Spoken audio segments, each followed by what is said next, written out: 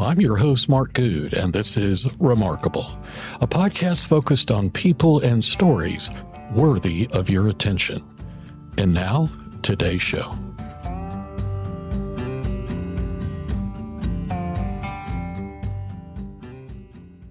So we're about just over 300 feet long, 30 feet in diameter, nuclear powered. Most of us have Tomahawk missiles, and our mission varies. We do a lot of different things, a lot of intelligence, surveillance, and reconnaissance, just going out and watching and gathering intelligence, a lot of anti-submarine warfare, where the best way to track a submarine is with another submarine because we're in the medium. It's sound just acts weird in water. Yep. So once we can find another submarine, another submarine's the best way to kind of keep track of it. So we do a lot of tracking, a lot of anti-submarine warfare, anti-surface ship warfare, in terms of just being able to sink surface ships in order to provide deterrence and presence. And then we also do strike, as we call it, just using Tomahawk missiles and firing from close into shore to land-based targets. Some of our submarines can also do special operations where we can put SEALs on the beach from inside the submarine.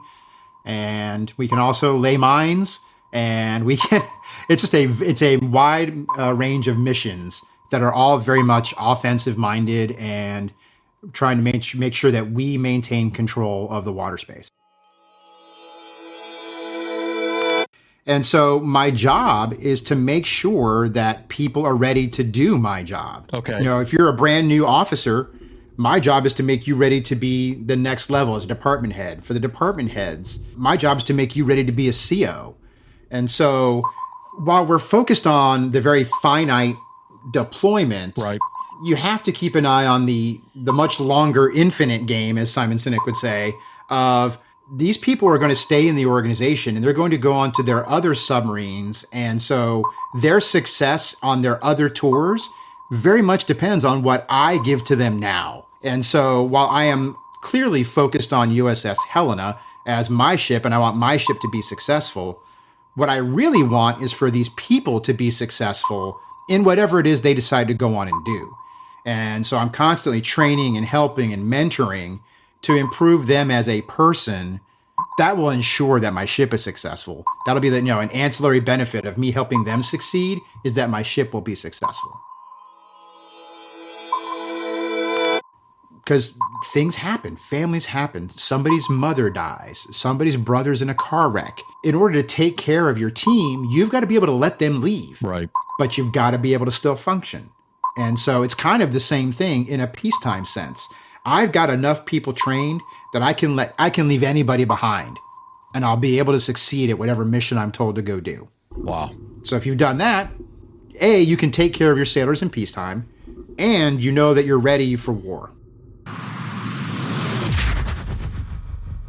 That is Captain Jason Pittman, a Commodore in the U.S. Navy's submarine fleet. Captain Pittman joined the Navy after graduating from the University of Texas at Austin with a degree in music education. When he entered the submarine force, he studied nuclear propulsion systems, and over the past 25-plus years has advanced from an entry-level officer to now a Commodore, overseeing a fleet of 6 submarines. Shortly, Captain Pittman will move to Australia, where he will be the U.S. Navy's point person in assisting the Australian Navy in implementing their new fleet of nuclear submarines. In my conversation with the captain, we discuss a wide range of issues, from lessons he's learned as a senior leader in the submarine corps, training for missions and for war, and his views of the geopolitical tensions in the Asia-Pacific region. Captain Pittman's opinions are his, and not necessarily those of the U.S. Navy. Join me in my conversation with this senior officer in the elite U.S. Navy submarine fleet. I want to welcome everybody to another episode of my Remarkable podcast. And today I'm delighted to have a friend of mine, Jason Pittman, who also is a captain in the Navy, a Commodore currently, and is getting ready in support of our government's relationship with Australia to move to Australia for a while and help the Aussies out with some things relating to undersea activities. But what I want to talk about today, Jason, is about kind of lessons learned as a person who's had to manage crews on submarines, nuclear submarines, and some of the lessons you've learned, because some of the things I've seen you post over the past, months and years indicates to me that there is a different perspective that you have about management because of the nature of the situation that exist on a submarine, the way the crews are, if you will, assembled and assigned to the submarines, the duties they have, and so forth. It's a very different world than those of us who are civilians experience. So would like to talk about that. But before we do, why don't you give people kind of a high-level overview of kind of your career path, of how you got from the University of Texas at Austin as a good friend of my oldest son, Josh, in the music program to where you are today. So share with our listeners a little bit about that. Well, Mark, thanks for having me. Wow, a broad overview of a 26-year naval career. I will try my best. So yeah, I graduated from University of Texas with a degree in music education. I was an ROTC student. I was in Navy ROTC to help pay for school. And I decided to go into the nuclear submarine force because when you're an ROTC student at that time, you had to go into one of the warfare areas. So either a surface ship, a submarine, a pilot, or one of the special warfare, Navy SEALs or EOD. I'm blind, so being a pilot or naval special warfare wasn't a thing. And so between surface warfare and submarines, I decided to go submarines. So then luckily got accepted to the program. Was a bit of a challenge as a music major and non-technical degree, but got accepted in. They said they'd give me a shot. Went through a year of nuclear pipeline training, 6 months of classroom, 6 months of reactor operations. And since then, I have been primarily on the East Coast, fast attack nuclear submarines. So I was a junior officer on the USS San Francisco and did a refueling overhaul on her and put in a new reactor core and then got her back to sea. Then I was the navigator on USS Albany, where I'm responsible for navigation and overall operations of the ship. Then I was the executive officer, which is the second in command on the USS Springfield. And then I was the commanding officer of USS Helena from 2015 to 2018. Then from there, I went on to be the senior deputy of Submarine Squadron 6 here in Norfolk, where I was the number 2 in the squadron, helping kind of mentor the commanding officers and then certifying, manning, training, and equipping for deployments of all the submarines. And at that point, we had, I want to say, 13 submarines in Norfolk. I've also been the senior board member of the Nuclear Propulsion Examining Board, which is a regulatory authority that the Navy runs to examine all of our reactor plants. And I just finished 28 months as the Commodore of Submarine Squadron 6 here in Norfolk with 6 operational submarines. For my shore tour stuff, I've done a lot of front office time where I was a flag aide or an executive assistant at the Pentagon, at Fleet Cyber Command, and at Commander Submarine Forces. So that's the broad overview. A lot of all 688s, all fast attacks, all East Coast, and then a lot of front office being on the personal staff for 3-star admirals. So for listeners who are not familiar with what a fast attack nuclear submarine is, and also to set up our discussion of managing on that kind of boat, talk a little bit about sort of the mission of a fast attack sub, the size, the length of your tours when when you leave port. Give people a sense of what that is. So the U.S. Navy operates all nuclear-powered submarines. So all of ours are nuclear-powered. We have 3 different types of submarines. We've got the ballistic missile submarines, the Ohio class. Those are the extremely large, 500 feet long submarines with a lot of nuclear missiles on board, and they go out and provide strategic deterrence. Then we have 4 SSGNs, subsurface guided missile, nuclear-powered. And that's 4 Ohio classes where we took out the nuclear missiles and we put in Tomahawks and a bunch of stuff for Navy SEALs and special operations. Right. And so they're kind of a mobile platform with about 98 Tomahawks on it, and they can do a lot of special operations missions. And then you've got your SSNs, your subsurface nuclear fast attack submarines, as we call them, the hunter killers. as the movie with Gerard Butler would call it. So we're about just over 300 feet long, 30 feet in diameter, nuclear powered. Most of us have Tomahawk missiles. And our mission varies. We do a lot of different things, a lot of intelligence, surveillance, and reconnaissance, just going out and watching and gathering intelligence, a lot of anti-submarine warfare, where the best way to track a submarine is with another submarine because we're in the medium. It's sound just acts weird in water. Yep. So once we can find another submarine, another submarine's the best way to kind of keep track of it. So we do a lot of tracking, a lot of anti-submarine warfare, anti-surface ship warfare, in terms of just being able to sink surface ships in order to provide deterrence and presence. And then we also do strike, as we call it, just using Tomahawk missiles and firing from close into shore to land-based targets. Some of our submarines can also do special operations where we can put SEALs on the beach from inside the submarine. And we can also lay mines. And we can, it's a wide range of missions that are all very much offensive minded and trying to make sure that we maintain control of the water space. Okay, super helpful. How long, and I know this probably varies by mission, but when you leave port, like for instance, when you were captain of the Helena, when you left port in Norfolk and you headed out to sea, what would a typical mission duration be like? So I was CO of Helena for 3 years, right, and got one deployment on it. So we typically will do about a year of workups. And so where you go out with your crew, and a 688 has a assigned crew of about 130, 140. Okay. And we'll bring on some mission specialists. So you'll have about up to 150, 160 people on board. But we will go out when you're doing your certifications. Those could be anywhere from a week to a month or two. It just kind of depends on what all we're trying to get done in terms of training and certification and just improving the overall proficiency of the crew. So that happens for about a year where you're just kind of coming and going. Then when we finally deploy, deployments are typically 6 to 7 months. They're supposed to be 6. We find ourselves doing a lot of 7-month deployments lately. During those times, so you'll leave home port. For me, it was here in Norfolk, and I headed over to Europe. So I was in the European theater for 6 months. And then that also will depend on what is the mission that you're doing. Typical is that you'll go out and you'll go on to your mission area for whatever it is that you're doing. If you're doing those, that'll be for about 60 to 70 days. Okay. You will go out, you will do the mission, and then you'll come back into port.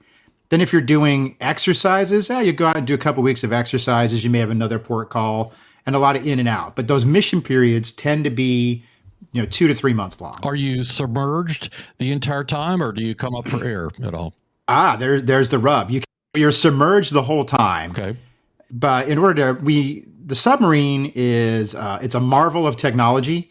We can make our own air. We make our own water. The only thing that limits us is how much food we can carry. Okay. So we typically will not do both. So you said something really interesting, and this is a perfect segue into the whole issue of managing. And actually it was news to me.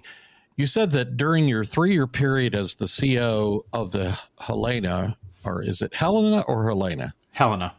Helena, thank you.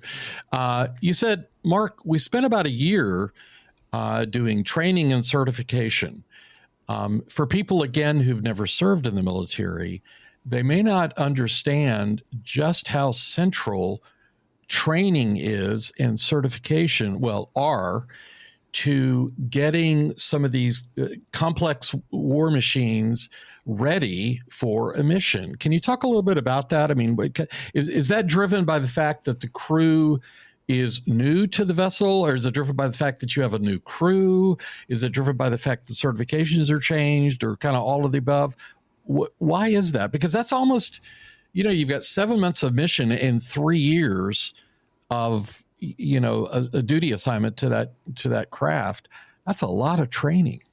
It is a lot of training. And the short answer is everything you said.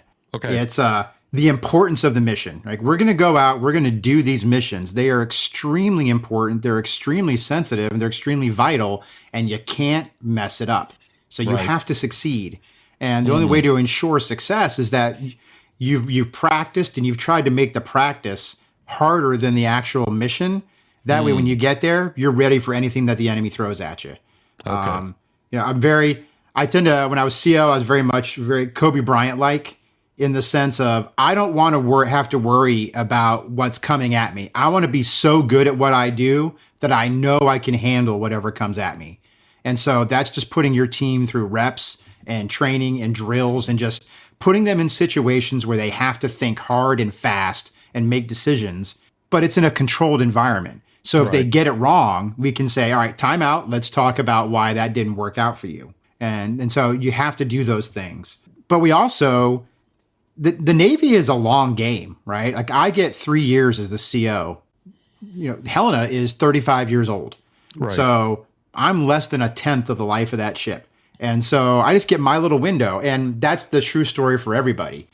You're only there for a little bit. And so they're constantly, every time you deploy, at least 20% of the crew is probably brand new and this is their first deployment. Ah. And so we will work up for a year. We will do our deployment. And then as we come home, people will start cycling off as they go on to shore tour or they get out of the Navy. And so a lot of guys and girls will move up in the rank structure and new people will come in. And so, yeah, we're all still on the same submarine and we're still doing the same missions. But last time you did this, you were in this chair. Well, now you're in this chair and your job is different. And then here's somebody new in that old chair. So we're constantly having to train people on their job and new positions on the ship, because we're always trying to help people advance and improve their standing within the organization. And then even as you said, the guidance changes, the mission changes. Right. I listed a bunch of different things that a submarine can go do, but we will typically have significant emphasis on one or two of them. And so that emphasis may change depending on the deployment. And so sometimes you'll go and say, hey, I'm going to be doing all exercises, or hey, I'm going over for a very specific mission and we're going to go work up for those things. And so you're never bored going, well, here we go again, because you're constantly having to train and update and keep people on the tips of their toes.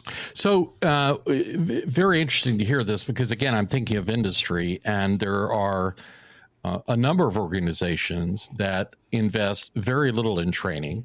Their view is you'll learn it on the job, find a mentor, on your floor, in the cubicle, in your department, look to that mentor for assistance, or go off to this particular school, typically virtual, online, Zoom stuff. It doesn't, it sounds to me like training, at least on the submarine, it's maybe true of the entire Navy, but just keeping it focused today on the submarine, is something that is a responsibility of, if you will, not just the CO, but I'll just call it the management chain within the submarine, and that it is a formal upfront process that is in which time is dedicated, and it's like a part of your job to either train or to learn. So you're on the delivery side of that, or you're in the receiving end of that, or you're a part of the evaluation. Would that be true? Fair statement?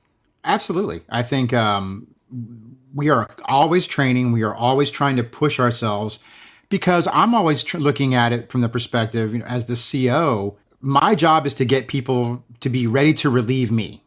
Ah, interesting. Okay. We are, the Navy will endure. It'll always keep going. And so my job is to make sure that people are ready to do my job. Okay. If you're a brand new officer, my job is to make you ready to be the next level as a department head. For the department heads, my job is to make you ready to be a CO.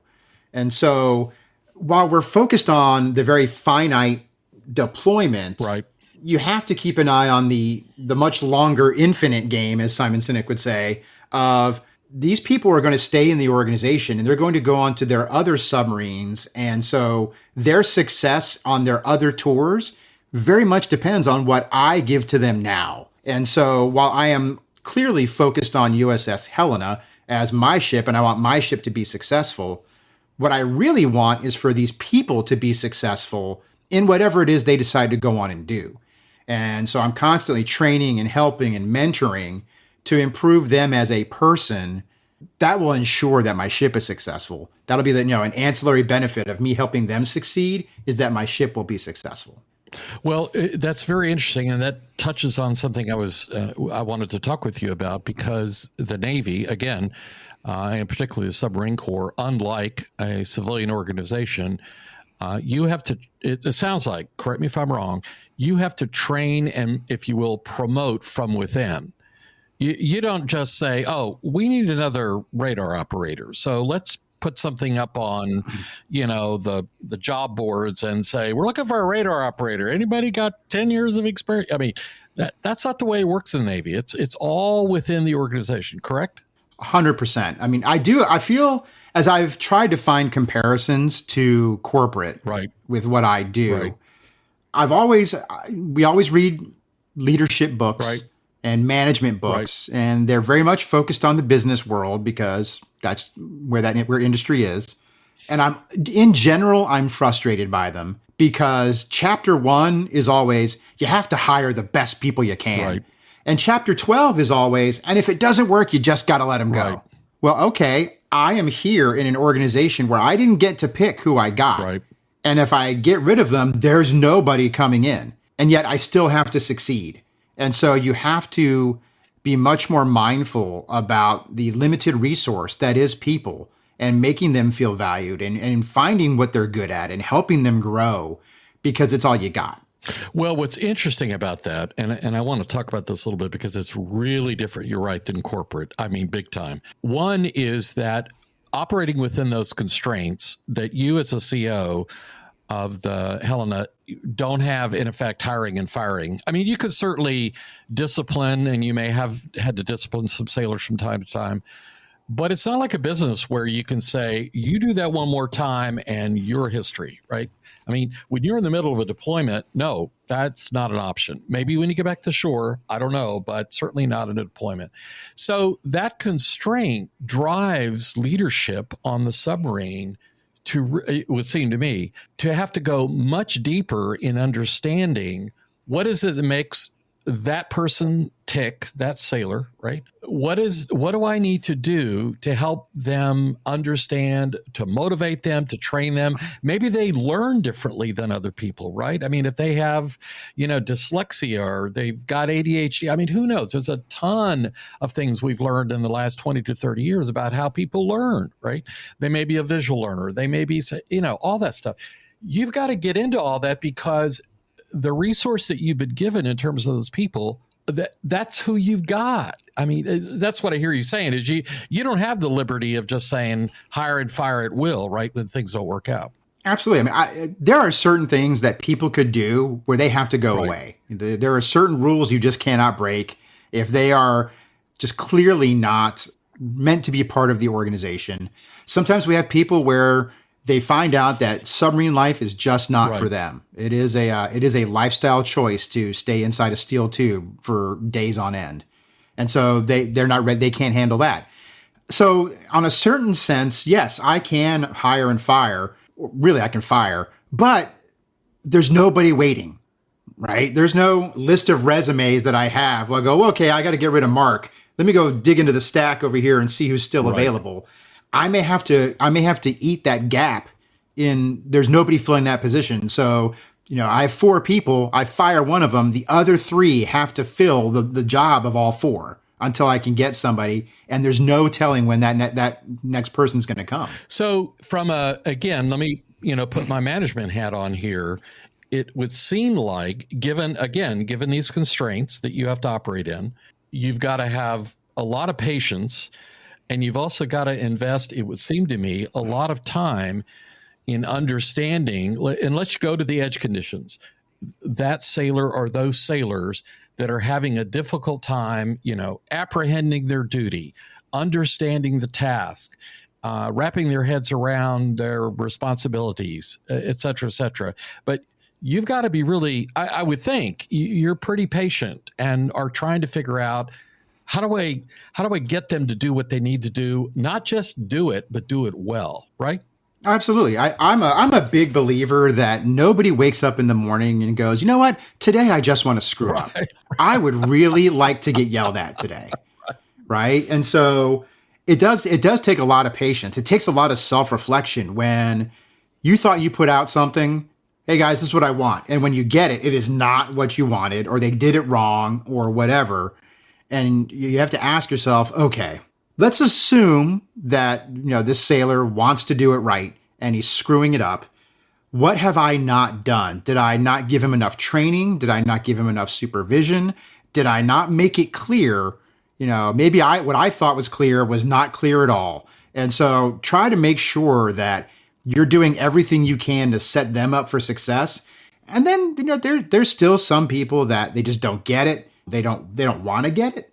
And when we encounter those people, that's where you get back into the hiring and firing discussion. But by and large, what I have found is that if you take the time to understand the person, why are you here? What do you want to get out of the Navy? Because their why is not my why. I want my ship to be successful. They just want to do their time and get out and go back to college. Okay. Understand their motivations, understanding what they're willing to do, what they're not willing to do. That helps manage your own expectations, right? A lot of disappointment is just unmet expectations that you didn't really make clear in the first place. So once you start to understand your people and where they're coming from, now we can start meeting in the middle on, hey, I understand what you want to do. Here's what I need you to do for me. And then I will help you as best I can in whatever it is that you want to do. And so you have to, as leaders, really, really try to understand your people, their motivations, their experience, so that when they fail, and sometimes you want them to fail, sometimes you set them up where it's like, hey, I'm going to see how he does. And you give them something where 50-50, they're going to get it right. But sometimes failure is the best teacher. But if they fail, now we can go figure out, well, what can we do different? What can we do better? How can we make them grow? Because that's how you teach people to think, is through failure and trying again.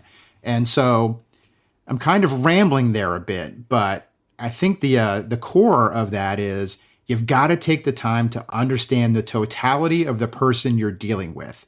If you try to do it cookie cutter, then stand by to have a really bad batch of cookies. Yeah, no, that's a great insight. And it sounds like, with a crew of between 130 to 150 people, or you may have mission specialists on board who aren't your, responsibility from a direct report standpoint, but 130 people, that would be a monstrous span of control for a single person, a captain. How many subordinates? Describe the management structure of the submarine a little bit in terms of who reports to you and et cetera, et cetera. So the overall structure is, at the top is the commanding officer. Underneath him is the executive officer, the second in command. And the XO has kind of two roles, in Jason's opinion. One is the second in command. He's the guy that's backing me up, thinking command level thoughts. The other is he is the only other person who's been a successful department head. And so he is mentoring the 4 department heads that are underneath. We've got a navigator and operations officer. We have a weapons officer who's in charge of sonar, weapons, torpedoes. We have an engineer officer that's in charge of the nuclear power plant and all the systems that keep us alive. And we have a supply officer who's in charge of all the logistics support.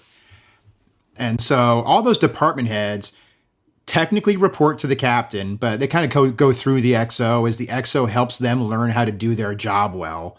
And so the XO's kind of got those two things. And then underneath the department heads, they have a bevy of junior officers, a bunch of first tour officers who are moving around through different divisions throughout their 3-year tour, just trying to gain experience of how the submarine operates. Now, those are all commissioned everyone officers. you described is a commissioned officer. Exactly. So now the enlisted side. The Navy doesn't necessarily have NCOs. We don't necessarily refer to them as NCOs like the Army and the Air Force do, but we have chiefs. So E7 and above are the chief petty officers. E7 is a chief petty officer, and E8 is a senior chief petty officer, and an E9 is a master chief petty officer. So on the enlisted side, the top is the chief of the boat. He is the senior enlisted advisor to the command. He reports directly to me as the commanding officer. And his job is to work with the chief's quarters and with me and the officers to really kind of translate what it is we're trying to do to make sure all of that day-to-day stuff down on the deck plate is happening. And he's there for the care and feeding of all the enlisted sailors. So you got the COB, then you have all of the division and department chiefs. Each department head has a department chief. And so it's a senior chief or a senior chief or a senior chief petty officer that will be acting as their department chief and advising them on just how the department's going, the care and feeding of the sailors. And then each division has a chief petty officer. Every officer has a chief assigned to them because we need help. And we always need somebody to keep us honest and keep us real about what the sailors need to be successful. And so each chief works with a division officer, department chief works with the department head, and the COB works with me to make sure that we are all aligned on what it is we are trying to achieve. So the training that we've talked about and the mentoring and the guidance as you move down this management chain, right? So at the department head level, I suppose it moves all the way down. That even it sounds like E7, E8, E9s, right? Different petty officer levels. Are they responsible for training and mentoring subordinates, or is that a commissioned officer thing, or both? I think Jason's opinion is that training is everybody's responsibility, right? Because the way I always looked at it, in that sense of I'm training you to go on to the next job, so everyone is responsible for training everyone around them.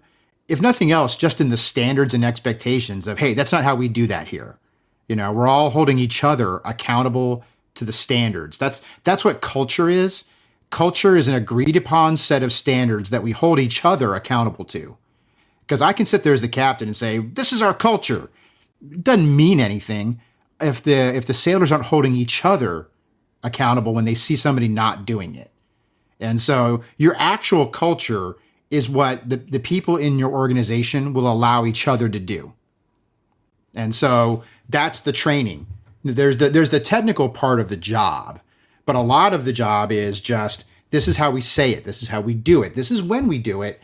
And that's just the standards and the methods of operating. And you have to teach everybody at all times. Everyone is always looking out because it's 160 people, 150 people. It's constantly moving. If you're going to sit there and I'm going to sit here and allow you, Mark, to do something wrong. I'm like, well, that's not how that's supposed to go. But it's not my job to train. Well, then you're just going to sit there and develop bad habits because you're going to keep doing it wrong until the trainer catches it. Okay. One correction is not going to fix the 15 times you did it wrong. You now have an ingrained bad habit. So you have to have a culture where everybody knows how this is supposed to go. And if you see something wrong, go fix it. Hey, man, that's not how that works. Or maybe you don't know how to do it, but that ain't it. That's where you go grab his chief. Hey, chief, I saw, Petty Officer Johnson, and I don't think he really understands. Can you go help him out? And get that on there, because the longer you allow improper operations to happen, the worse the habits become to break. Well, and again, another thing that makes your particular challenge so different than the private sector. I mean, there are exceptions to this, of course, and I can think of a couple, but you guys, the 130, 150 people that are on that vessel, you are all a part of what you hope will be a well-oiled machine that is operating in a coordinated fashion at premium performance, maybe a little bit above.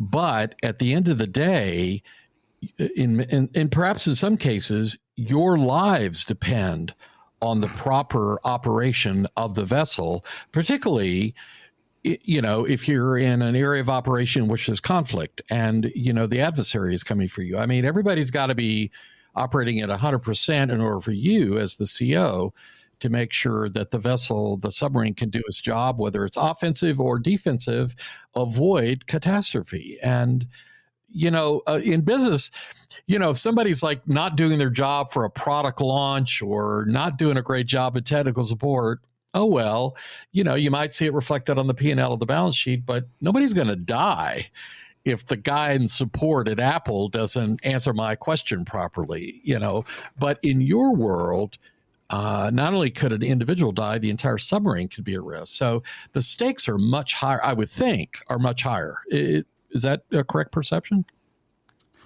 I mean, the stakes are higher. There's submarining is a lifestyle choice, and yeah, any one of us can kill all of us, right? Submarining is a dumb idea when you think about it. I'm going to take this 300-foot steel tube, put a bunch of hydraulics and electricity inside it, and intentionally sink it. Okay, that does make sense. That's why I often tell people that every time I tell people what I do for a living, I get the double O, which hey, what do you do? Oh, I drive submarines. And they go, oh, as they start processing what that means, and so yeah, the stakes are higher, but okay. That is just the world that I live in, right? For you, the stakes seem higher. For me, it's just what I do. And so from a business sense, the way I would put that is everyone has time crunches, right? If I'm going to end up in combat or even just on a normal deployment, there is no such thing as turning it on game day. I think we all recognize that from life. We all watch sports, we all know. And it's true. And where it comes in the business world is when that product launch is coming. And you haven't invested in the time to make sure that your team knows what they're doing.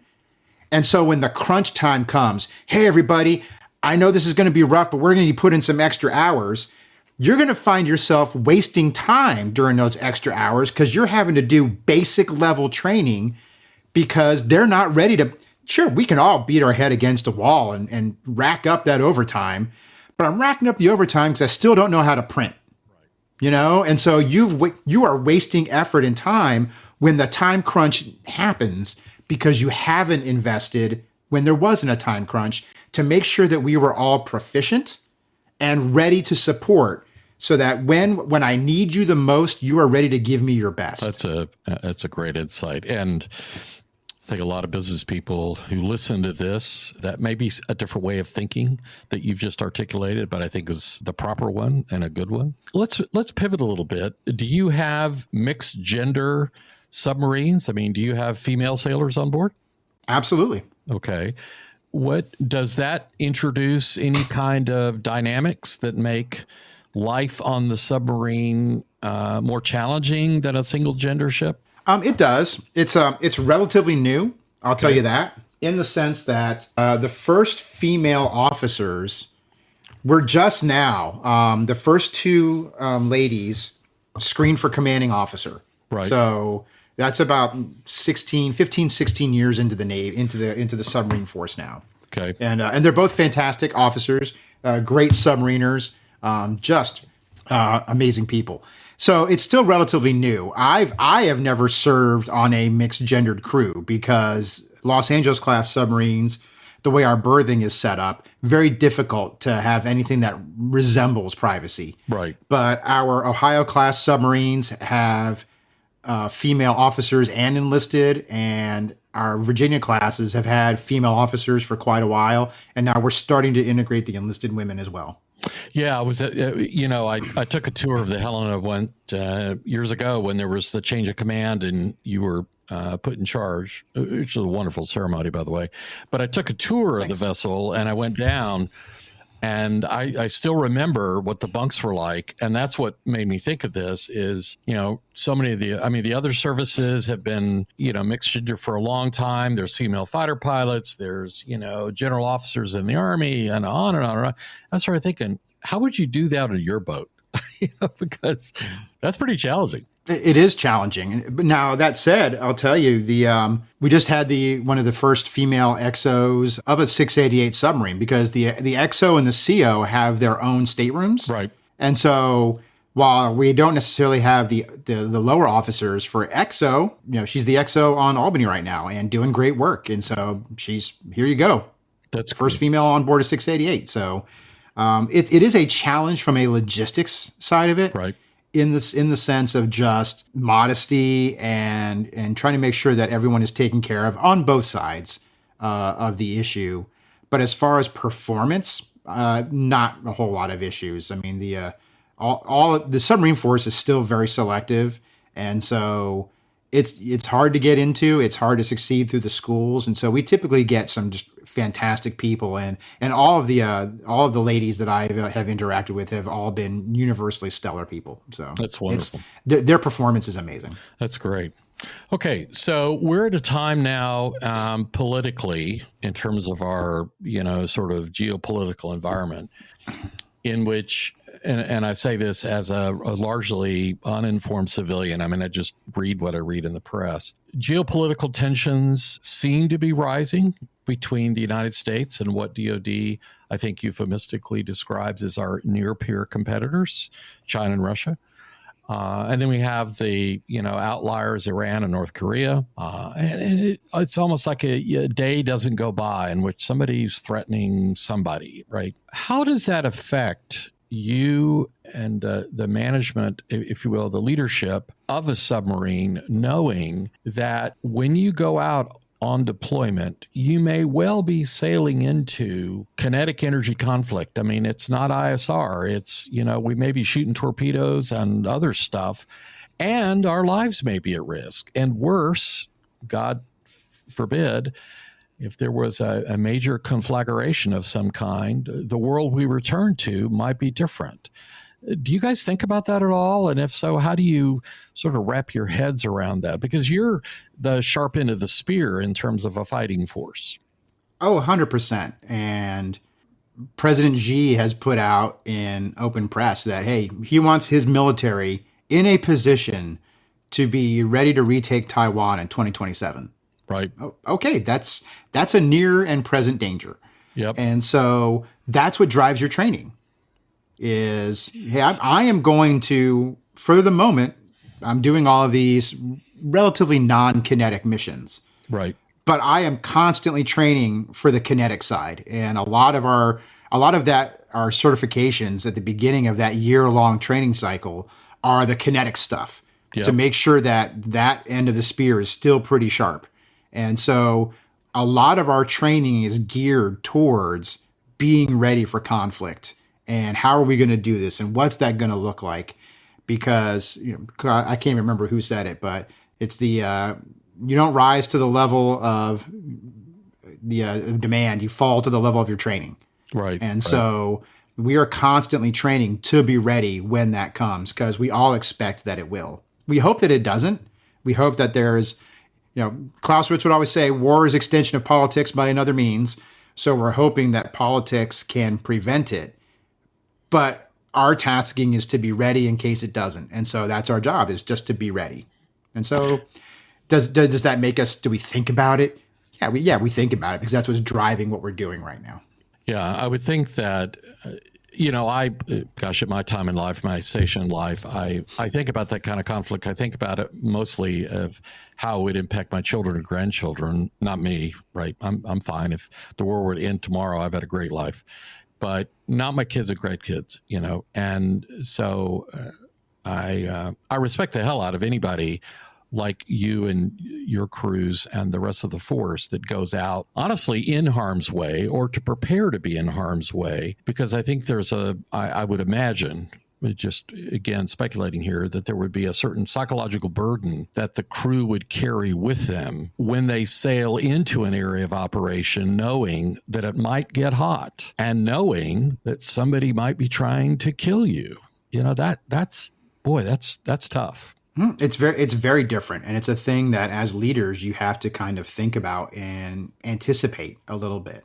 Again, part of it's training. Hey, we're going in and we're going into hostile waters. So seriously now, stop slamming doors, right? Like you gotta, right. That's gotta be part of your culture. We're not going to be able to suddenly change habits because the stakes have changed. And so you've got to build the habits now for the highest level game.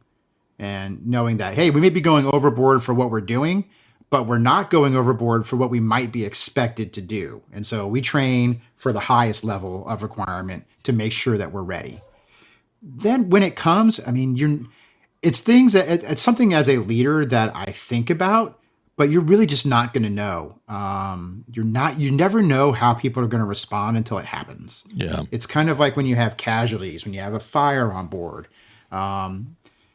anybody in the real world. Like you never had a car wreck, Right. somebody died. You really Right. don't know how you're going to respond until you're in that situation. And then you see what you're made of. And so as leaders, we just have to build resilience in the organization in the sense of trying to manage the fragility. Right. So that if somebody does kind of lose it or whatever, like, hey, they mentally are not ready to go and do this. Okay, I have to take care of that person, but the organization still has to function. And so I have to have trained and developed my organization to absorb that loss. So if I have to drop them, okay, you got to get off the boat, or hey, you're combat ineffective, put you to the side. How does the organization absorb that loss and continue to push forward? That's the kind of redundancy and resiliency in the organization that we have to constantly train for. I always, and I've been doing that well before President Xi made any proclamations, because one of the things I always said was, as we talked about how the crew swaps out every deployment, 20% of the crew leaves. Right. And so what I always told my sailors was, when you leave, I want to miss your sparkling personality. I do not want to miss your capability. Right. And so, because things happen, families happen, somebody's mother dies, somebody's brother's in a car wreck. In order to take care of your team, you've got to be able to let them leave, Right. but you've got to be able to still function. And so it's kind of the same thing in a peacetime sense. I've got enough people trained that I can leave anybody behind, and I'll be able to succeed at whatever mission I'm told to go do. Wow. So if you've done that, you can take care of your sailors in peacetime, and you know that you're ready for war. Yeah. So one final question. You brought up President Xi in China. The Chinese, as you know, are making a lot of noise about Taiwan. They've done the sort of a semi-blockade around the island with their, their surface vessels. They've flown aircraft. They've done a lot of stuff. But the commentators that I've read or seen on YouTube have pointed out the Chinese have not really been involved in an all-in conflict since Korea, I think 1951 or something, when they came to the aid of the North. And since then, it's border skirmishes with Tibet and India and stuff like that. But nothing that would be sort of the kind of warfare that the United States has engaged in multiple times since World War II. And then listening to, and the reason that I wanted to ask you to comment on this is that as I listened to you describe the training that you have done as a CEO of a fast-act sub, and I imagine that's an ethos that grips the entire Navy, right? It's not just the submarine force. To what degree do you believe that in a conflict with China, and again, I hope that never happens, but if a conflict were to break out, what difference do you think the training that the United States military invests in will make if a shooting war were to break out? It's a good question, because it always comes down to motivation of the people who have to make it happen, right? When the Iraq war broke out, Right. Iraq had the 5th largest army in the world. Yeah. But how were they treated? How were they trained? Right. How willing were they to fight for the motherland, as it were, when America came rolling through? Right. So if you're looking for a historical example of the effect of motivation and belief and training, there you go. For China, I can't really speak to a in-depth understanding of how the People's Liberation Army and the PLAN, People's Liberation Army Navy, their motivation and their true dedication in the face of imminent death. Because that's, as we were discussing for the crew on the submarine, hey, when we have to go, who is really willing to go and who is not willing and is going to give up at the first sign of adversity? Right. So I honestly don't know, but I do know that our sailors in the submarine force are very well trained, very well motivated. And that's always been one of our strengths in the submarine force, is the motivation and innovation at the ship level. So a lot of other militaries in the world are very top-down driven, Right. very conscript manned. And Right. so do what you're told to do, and then we will tell you what to do. And the U.S. Navy still very much operates on, here is your mission, go do it, tell us how it went, because communications are hard, especially on the submarine force. We kind of talk about it as the last bastion of real, like, days of sail. Like, here's your mission. We're not going to be able to talk to you. So we have full faith in you to innovate, to get the mission done in a safe manner, however you best see fit to do it, Captain. And so the submarine force has always had a culture of innovation and drive to overcome adversity. And so I think that if we get into a shooting war, again, we all hope it doesn't happen, I think that the U.S. submarine force will be just fine. Well, and again, I've observed or watched YouTubes about war games that have been done by various think tanks that are unclassified and that are published. And I got to tell you, the undersea conflict around Taiwan, particularly, I think, what is it called? The Straits of Taiwan, between Taiwan proper and the PRC. Yeah, the Strait of Taiwan. Strait of Taiwan, 100 miles wide. That is going to be tough. And I mean, that's where our guys are going to be, your team, right? And that's, boy, that's tough. So that's, again, why I asked the question, because of all the training that you guys do.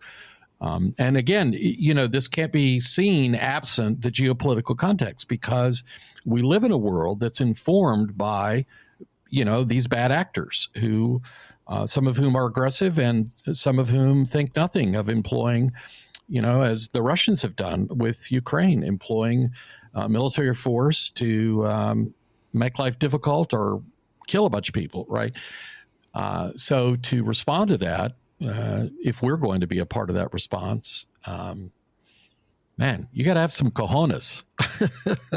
You got to have some cojones, and you got to be flexible, because I think, as we're seeing in Ukraine and as we're seeing with the Houthis, the use of drones and unmanned vehicles is something that is evolving faster than the military industrial complex of America can keep up with. Yep. And so if there's one thing that I always kind of rely on, is going, look, I don't know what's going to happen, but I know it's going to be something that we weren't thinking of. Right.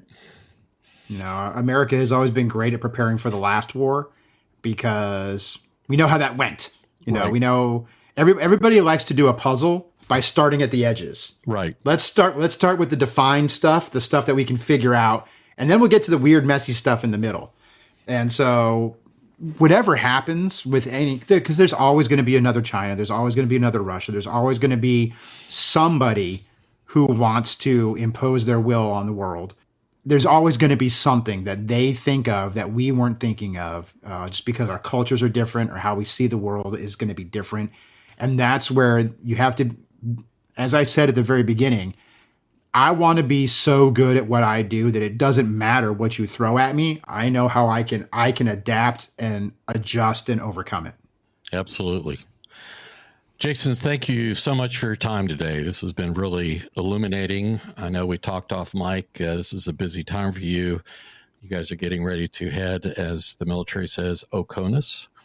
Mm-hmm. So I wish you best on your journey there and your new station and what you'll be doing. But thanks for helping our listeners get a better understanding of the management really approach, the ethos, the challenges that the submarine corps faces, but also I think some larger lessons about how we should be treating people that work for us and that work around us, whether it's a profit or a nonprofit, investing in people, training, really trying to understand them, and also always trying to see that in the context of the mission. I think that's really, really well spoken. So thanks again for your time. Thanks for having me. I appreciate it. You bet.